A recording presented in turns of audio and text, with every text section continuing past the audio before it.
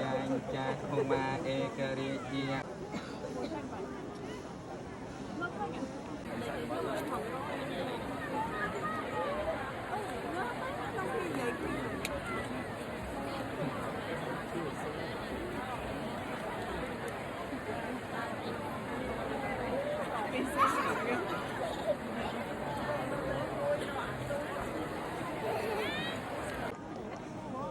má chọc anh một rồi bình tí chiên bình tí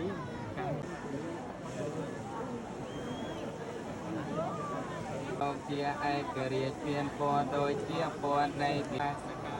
về a tơ no đại chuyên po đôi chia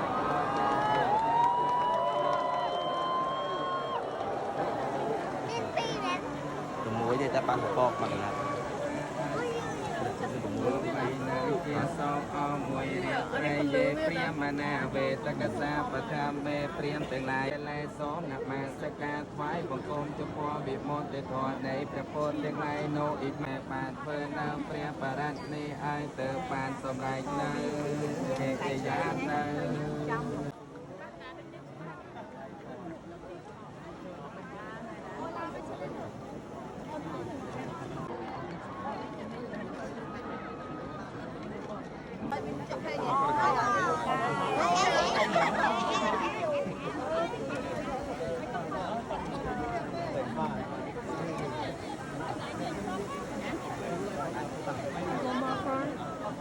nè cứ nè làm cái nóng à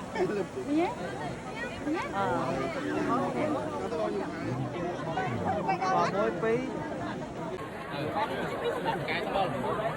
nhà mình không cái mong mốc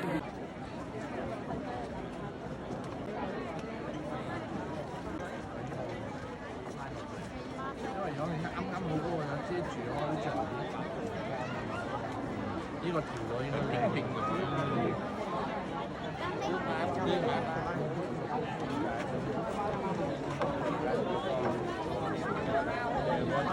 cái này để con coi